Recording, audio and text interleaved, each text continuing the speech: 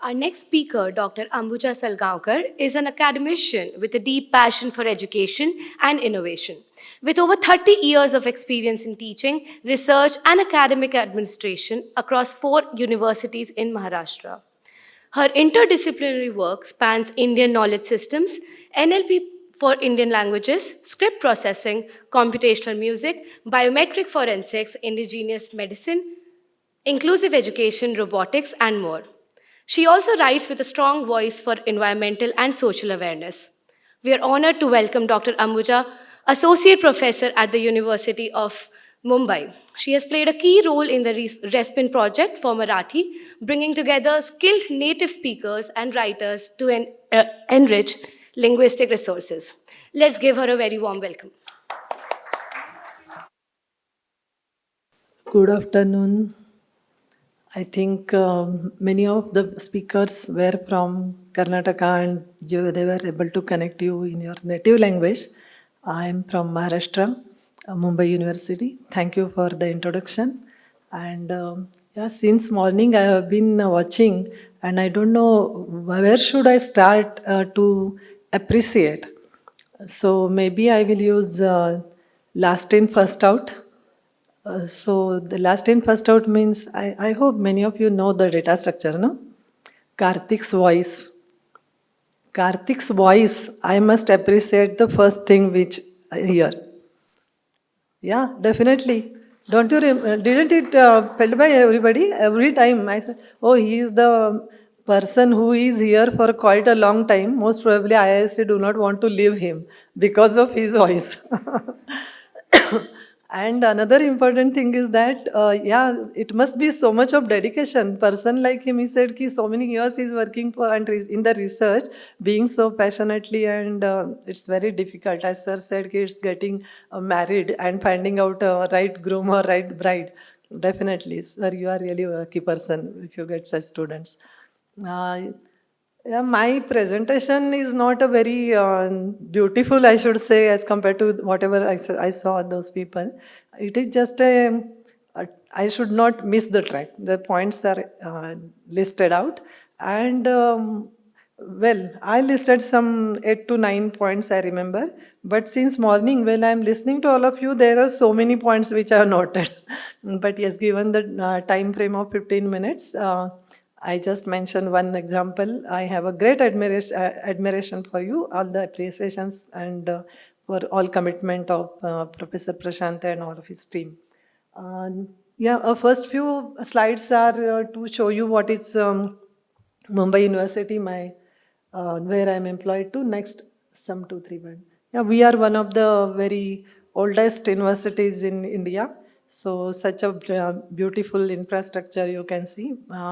It's Gothic architecture and British style one. Sir was telling no, कि we should find out good students. You may take this as a part of advertisement. Okay, next. And yeah, this is our current Vice Chancellor, Professor Ravindra Kulkarni, and we have such a beautiful campus. Yeah, when I'm saying beautiful campus, I'm not comparing it with IISc. You all are much more luckier, but given the place, location is Mumbai, Mumbai University is really a beautiful campus. And one of our visionary Vice Chancellors, this is our infrastructure, distance education center where I was employed, I was a director. Now this our two gates, you can see some architectural beauties there. Okay, next. I think this was the last. We have campuses all through the 6, 7 campuses. No, one in two are in Mumbai now, and more are located in the other coastal area of India, Maharashtra. Why should I tell you this? Because here it starts my association with this one. Raspin project. We have one project in Mumbai University actually that is uh, produced by my colleagues in German, My Marathi. The project name is My Marathi. Teaching Marathi to the non-Marathi people. She has developed a model and we have trained so many people through that. Here is one, our building, computer science department is hosted in one building. There are many other departments and some other campuses. Okay, next. Here starts the story, and here this is the last slide. And yes, sir informed me that what should I speak upon? The stories, and yeah, it is in line with what I have been listening to all of you since morning.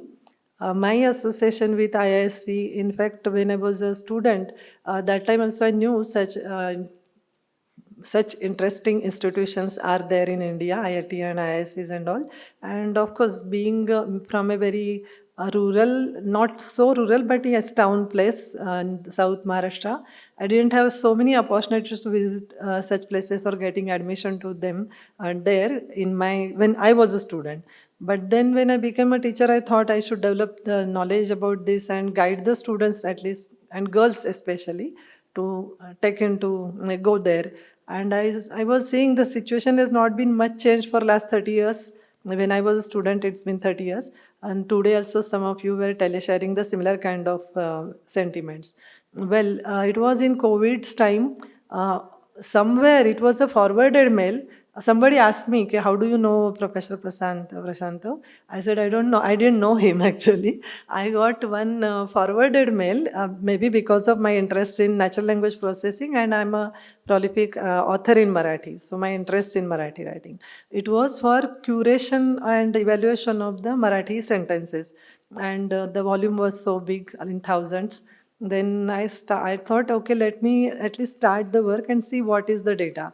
And then I remember I wrote him that it is better to create sentences than to curate them. It was so bad. Means if I wanted to correct those sentences, each and every sentences, if I have to correct some 7, 8 places, no point in doing that. Instead, can we not create? So sir was very flexible, and I've been listening to you. So many of his virtues and all. But yes, somebody said he responses every time very soon. My experience is not so, no. Maybe because it was a COVID and we all the teachers were equally stressed. But I had to wait a long when I write mail. Yesterday was the first time when he messaged very quickly, and maybe all through night he was restlessly preparing for his talk and his present. I mentioned to my collaborator, sir is responding very fast, so if you have any queries, write me now. No, Madhavi and Gandhar were online that time. Yeah. So he said, okay, but is it that required? Because the number of sentences we want to create in Marathi corpus is about 1 lakh or so. Then I said, I don't know, 1 lakh. And in fact, I still feel that it was not a very wrong guess if everybody takes it positively. Unfortunately, Marathi people last 30 years have not taken it that spirit. So sir, when asked you, what do you want to suggest for the improvement, unfortunately, I don't know the current status of Marathi corpus in Rasmin project. I should have got the information about it, sorry.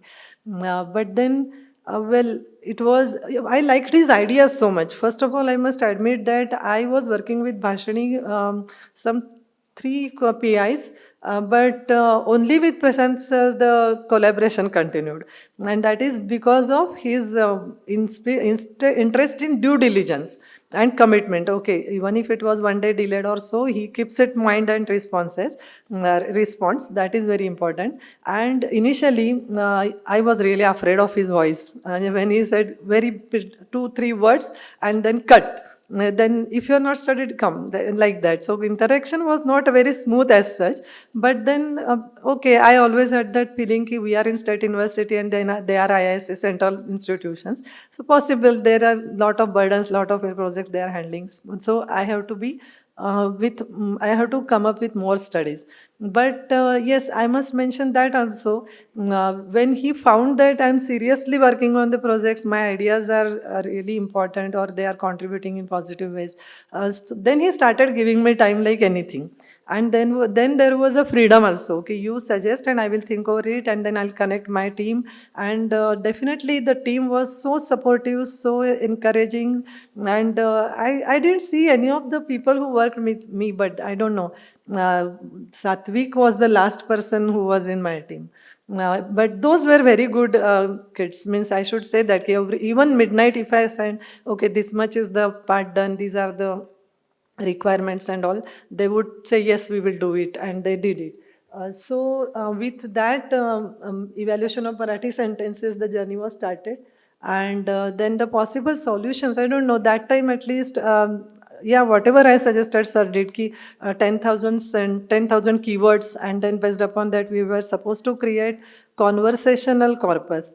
And then for me, it was really a kind of, म्हणजे though I know Marathi well. I write plays and all also. So conversational writing was not difficult. But when he said that we want to write it, I said, okay, I'll be able to get it done. But actually, the data collection, the challenges, I experienced that. So several of students, means we have 7 lakh students in Mumbai University, and my idea was even if 10% of students respond, we are done with that. They will write one, two sentences, and where is the need of funding?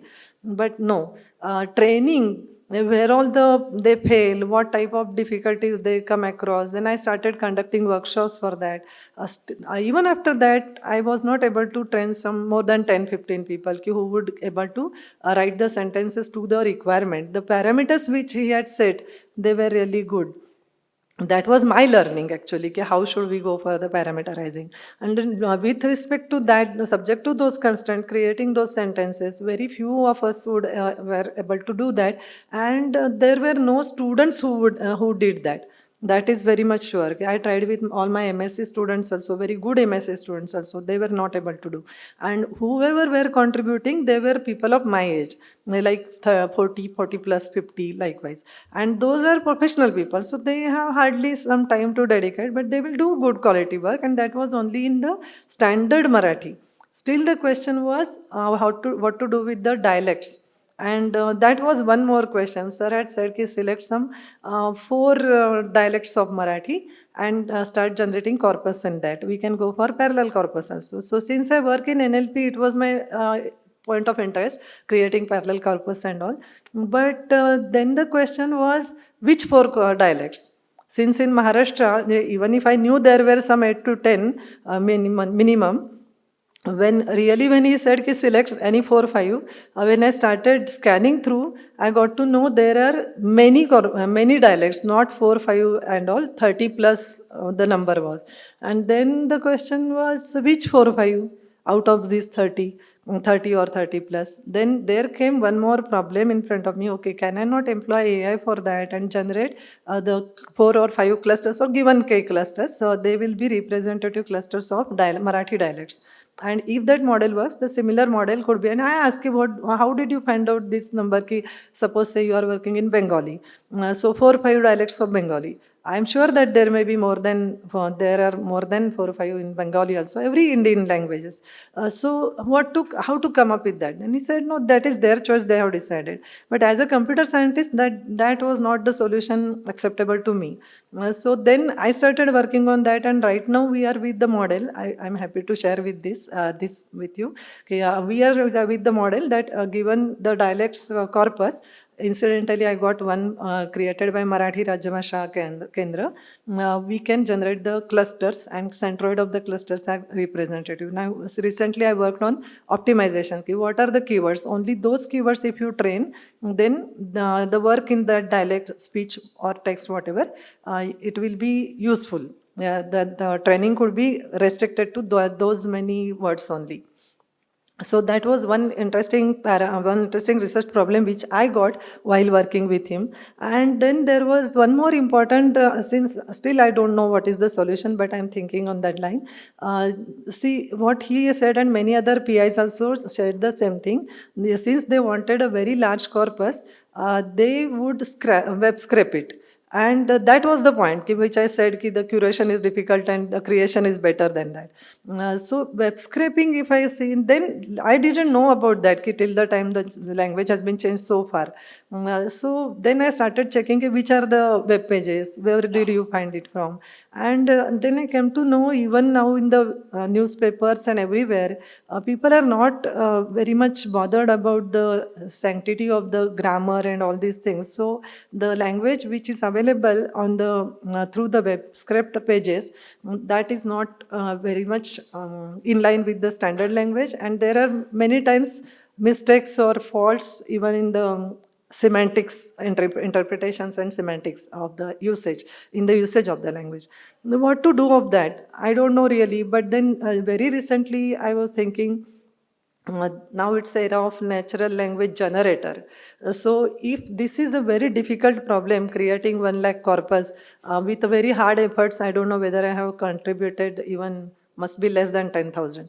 And this also, correction of the speech corpus. There also, it was not so easy, but then, yeah, we were able to identify the types of errors, then statistics of that, and that created or that presented a very different perspective of my own Marathi in front of me, which I had not seen so far. And then the research automatically comes out. So I should say that the work with Spin and Prasanta sir has triggered a different dimension to my own research. I don't know how much I contributed to his work, but definitely I have progressed in my research. And that was a very good and interesting point for me. Now, what I was thinking is, one is that if NLG is a hype, can we not think of employing NLG, natural language generator, to create the sentences of what we of the standards which we are looking for? Say, if we are thinking of creating a sentence of 20 words or about 20 words, and given the whatever word keywords and all, then conversational sentence creation can itself not be a AI problem. Automatic creation of the problem. Why that may work is, somebody was telling Telugu language 1 lakh corpus contributed, but given the Jhansi, you said it, no? So available sentences curated with some human intervention, but creating those many sentences, even the parallel corpus is available, is not so easy, is my understanding. But anyway, so this is one possible research problem. Could we employ NLG for this? And then I think, yeah, sometimes maybe some of my inputs were used for the enhancement of guidelines and the protocols and conducting the workshops. Challenges are mainly due to the language changing all across the globe. At least in the Indian context, I have seen whatever are the maybe sometimes people find my Marathi difficult to digest, because I generally use all Marathi words and speak in proper Marathi. But then because this globally communication, people use mixed language, and therefore even the dialects more difficult, because dialect people have forgotten their dialects. They are using more English words. So those challenges will be continued. But we should not lose that, because it is said that language represents the culture, and therefore we have to work for it. That's what my passion is. But solutions slowly we'll able to get. Outcome, as I said, I had some 2-3 research problems in front of me while working with him, and I was able to connect myself with Sanskrit people and then manuscript people. We got some 2-3 very good research-minded youngsters. They did work, and still we are working together for some reason, some cause. Next one, that is the last, I think. Next one. Dialect-based clustering that I told you, the usage of language is changing in modern time. That is what, and yeah, now the question is, as I said, the language is changing for, there are many reasons. Like one is web scraping, another is people are not talking in their native language and dialects, they speak very much English, Hindi, etc. But then if we are creating the model for the next generation people, or this generation people, I should say, the people, sir was suggesting, why should we create this natural language interface? Because we want Siri kind of things. To a machine, we should use machine, we should speak to the machine using our own language. If that is the case, then the machine should be trained in the language of the speaker. And that was one of the thoughts. That is why I dropped myself from the project. Creating 1 lakh sentences on my own is not the thing which I cannot do. But then the machine will be trained for Ambuja's Marathi, which may not be the useful thing for the next generation. Instead, what we want is today's people Marathi, and maybe if we can, instead of looking in that perspective, just this week's thought it is कि was I wrong कि web script things are not in line with standard Marathi or dialects are not the proper dialects. Instead, that is a new normal, if we can say, and train the machine using that. If that would be better or more useful, that is to be analyzed or evaluated. But this is what one of the thoughts came to my mind this week. And yeah, I told about the employing AI for generating corpus. And another one, the one more offshoot is to be could be considered by the lab is going back to the roots or rich languages. Probably why it's not that we will start talking in Pali or talking in Sanskrit, though people have high hope that we'll start talking in Sanskrit. But what well, I learned those languages in significant detail, and I got to know that if we get the words, they are rich, the word rich languages. So and we can compare those things like say Marathi, Sanskrit, Hindi, Pali, and there we can get more corpus for training, and most probably that would be representative for the Indian pronunciations or the Indian sounds. Yeah, that was one of the problems which we were discussing the issues about. Okay, which are the sounds they do not have the what equivalents in different across languages and dialects. So in that case, if we can focus on these old languages, the why I said so is all these Indian languages, they have roots in those ancient languages, and those are Prakritized languages. So in that case, maybe we will find some traits of modern languages all across the India if we study those ancient languages. That is also one of the possibilities.